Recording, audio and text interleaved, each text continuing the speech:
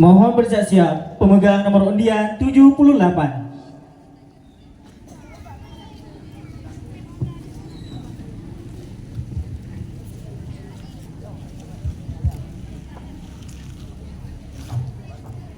Assalamualaikum, keselamatan kemandum rakan jamiah teka kamu dari grup Syarhil Quran nebawakan bacot syarahan. Assalamualaikum warahmatullahi wabarakatuh.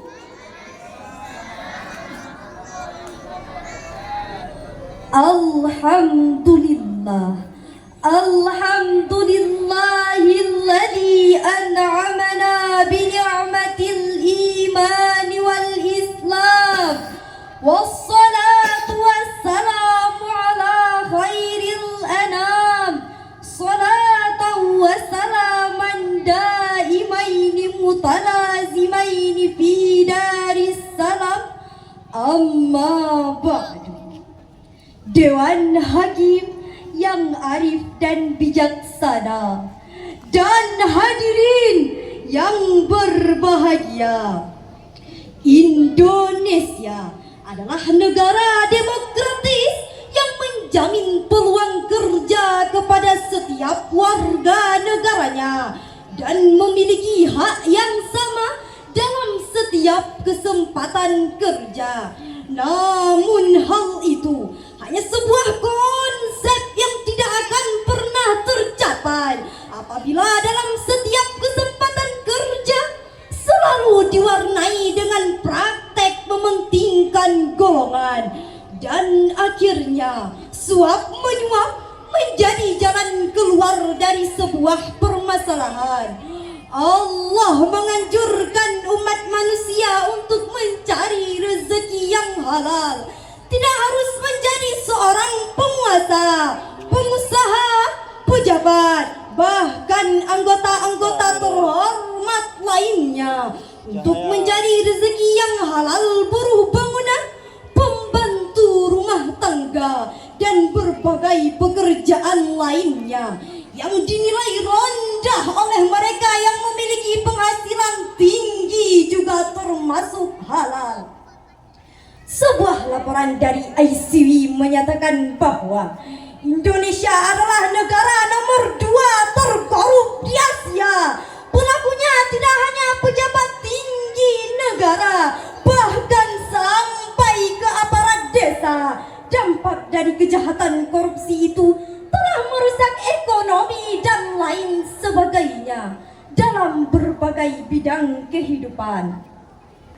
Oleh karena itu, pada kesempatan yang penuh ukhuwah ini, izinkanlah kami menyampaikan syarahan Al-Quran dengan judul Pentingnya Kehalalan Menurut Islam. Sebagai rujukan, marilah kita dengarkan firman Allah dalam surah Al-Baqarah ayat 188 sebagai berikut. A'udzu billahi minasyaitonir rajim.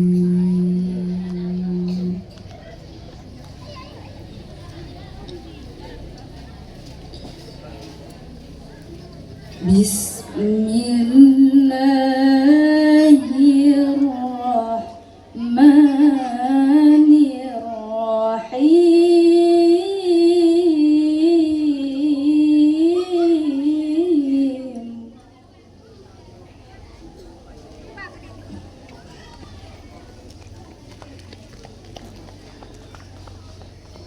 ولا تأكلوا أموالكم بينكم بالباطل وتدلوا بها إلى الحكام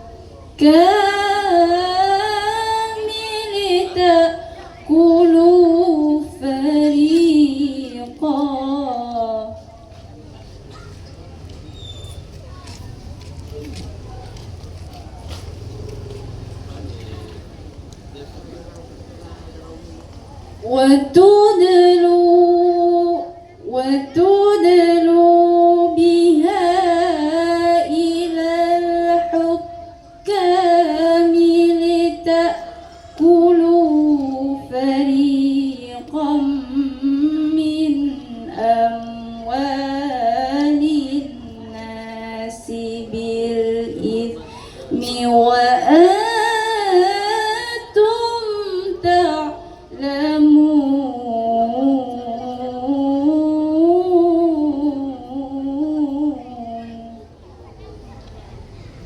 Aku berlindung kepadamu ya Allah dari godaan syaitan yang terkutuk. Dengan menyebut namamu ya Allah yang maha pengasih, maha penyayang. Dan janganlah kamu memakan harta sebahagian di antara kamu dengan jalan yang batil.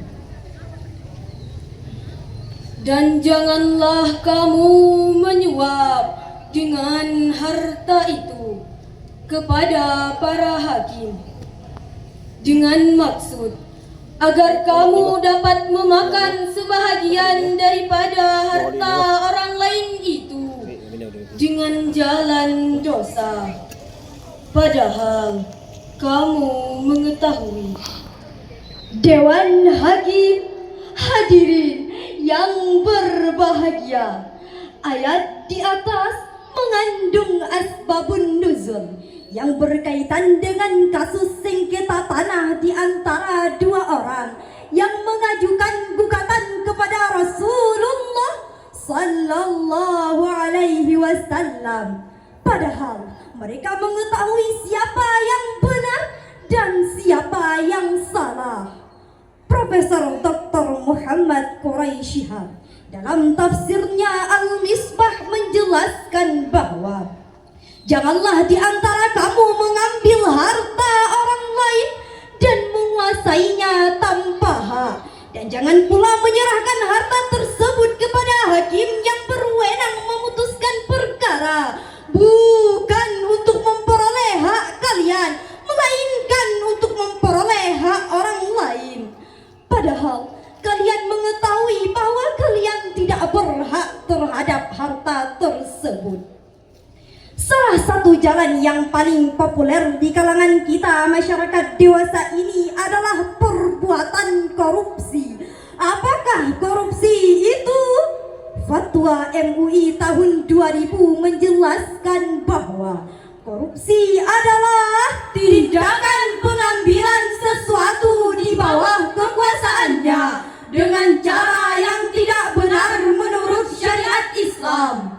Dari sini cukup jelas bahwa fenomena korupsi sangatlah kompleks, rumit, dan bertentangan dengan etika, agama, dan moral bangsa kita. Belantara korupsi di Indonesia semakin lebat saja, bahkan lebih subur daripada hutan lindung di Kalimantan dan Longsor Antara. Pertanyaannya, mengapa korupsi semakin subur di tanah Ibu Pertiwi? Hadirin, dapat kita simpulkan terdapat dua penyebab terjadinya korupsi. Yang pertama, keinginan mengumpulkan harta sebanyak-banyaknya. Kemudian yang kedua, anggapan bahwa harta tersebut dapat mengekalkan kehidupan seseorang. Untuk mewujudkan keinginan mengumpulkan harta sebanyak-banyak itulah yang membuat manusia tega menyikut teman seiring, menggunting dalam lipatan. Jangan heran banyak di antara kita yang rela mengunyah tulang belulang sesama bangsa, memakan daging sesama saudara, meneguk darah teman seagama.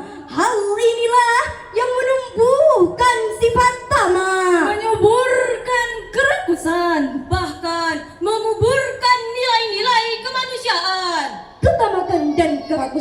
disebabkan oleh ketidakseimbangan antara pertumbuhan jasmani dan rohani.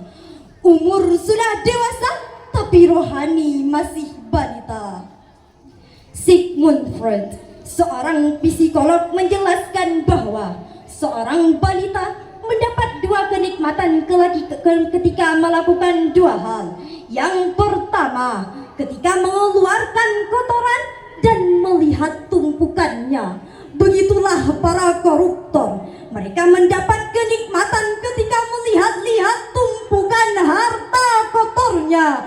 Gedungnya yang berdiri megah, mobilnya yang mewah, bahkan depositonya yang melimpah. Kemudian yang kedua, ketika memasukkan semua benda ke dalam mulutnya. Begitu pula para koruptor, mereka mendapat kenikmatan ketika menyantap aspal jalan, memakan besi jembatan, tiang masjid, hingga balai pengajian. Betul hadirin? Jiwa-jiwa balita inilah yang tidak hanya merambah pada kalangan penguasa dan pengusaha, tetapi juga rakyat biasa.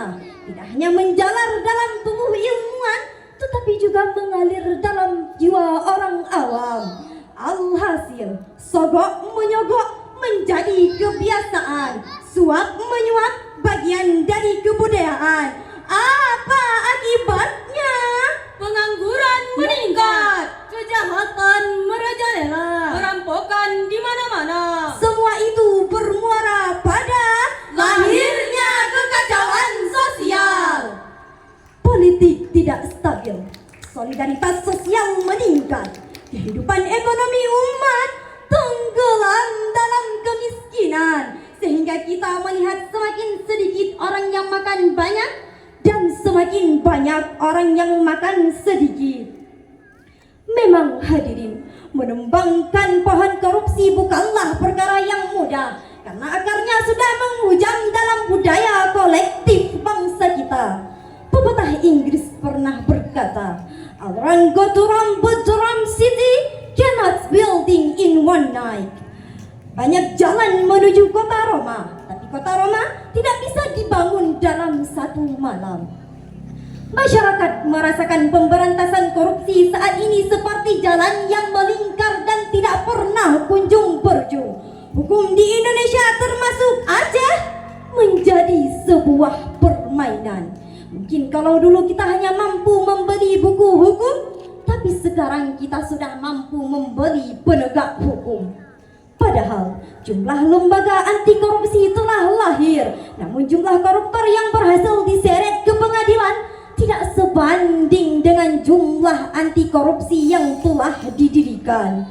Seiring dengan itu, Rasulullah sallallahu alaihi wasallam menegaskan dalam hadis yang diriwayatkan oleh Muslim, "Man ra'a minkum munkaran falyughayyir biyadihi wa in lam yastati' fa bilisanihi wa in lam yastati' fa biqalbihi wa dzalika adhaful iman." Barang siapa di antara kamu melihat kemutlakan, maka rubahlah dengan tangannya, dan jika tidak sanggup, maka rubahlah dengan lidahnya, dan jika tidak sanggup, maka rubahlah dengan hatinya. Dan yang demikian itu adalah selemah-lemahnya iman.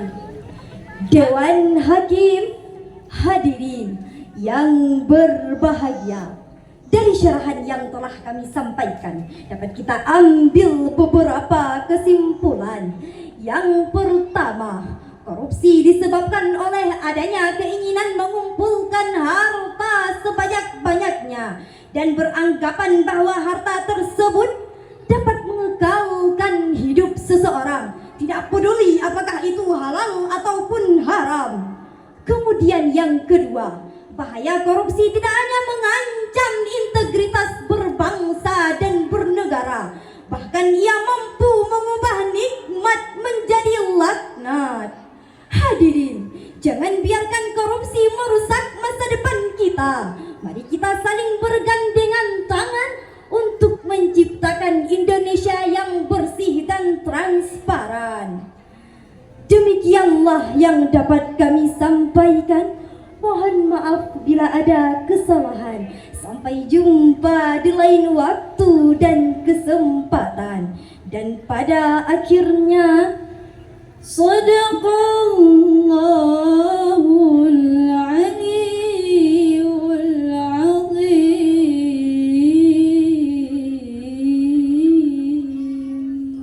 Maha benar Allah atas segala firman-firman-Nya. Bemahase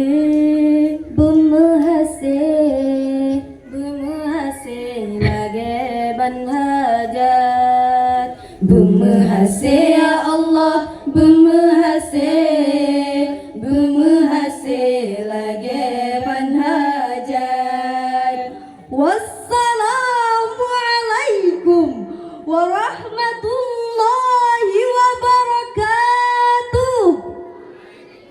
Waalaikumsalam warahmatullahi wabarakatuh. Berikan tepuk tangan yang paling meriah untuk ananda kita. Pemegang nomor undian 77 merupakan utusan dari Kemukiman Tengah. Atas nama pensyarah Rizka Tanzila, Sadi Tilawah, Daswa, dan Qari'ah Ashika Mahera,